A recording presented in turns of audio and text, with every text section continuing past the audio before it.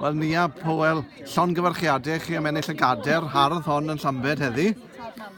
Nawr, yr hyn sy'n dirgelwch chi llawer yw bod eich cyfeiriad chi o'r llwyfan wedi sôn am Felindrech a Cwmann. Esboniwch chi ni... Wel, cartre merch. Ellen yn partner i Thomas Gwenall Jones. Yn Felindre, wrth gwrs, ie.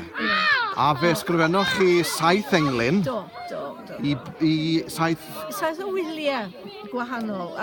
Wel, gwyliau yn ystod y flwyddyn nes i ddewis. Oedd yn cychwyn efo Calan, wedyn oedd Gwylfewi, wedyn oedd Calan Mai. A o'n i wedi gwneud yr englyn hwnnw i briodas yn rhieni oedd wedi digwydd bryd hynny lle. A wedyn Gwylifan, ganol Mehefin.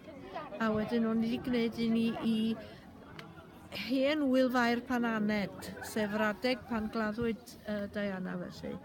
A wedyn Gwyl o'r holl eneidiau, o'n i wedi gwneud un eitha weddol bersonol i hwnnw, a wedyn yn Nadolig wedyn dwed ar y diwedd. Nawr, o Nanmwr, Eryri, i chi'n byw nawr, ond o ble mae'r dylanwad ma i farddoni yn dod? O, dwi'n meddwl, o dili mam. Ie, mewn gwirionedd. Oedd mam yn wel, hofian o lenyddiaeth ag ati'n o fanod oedd y diddordeb mewn gwirionedd. Ie. Ac oedd y newydd yn ennill cadeiriau lleol a rhyw bethau felly.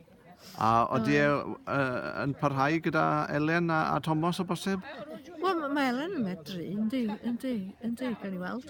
Ie, gobeithio wir. Oedd amser yn ei flaen, ie. Wel, diolch i chi allan gyfarchiadau gwresog. O, diolch yn fawr iawn. Yn braf bod yn Llanbed fan hyn, mae'n...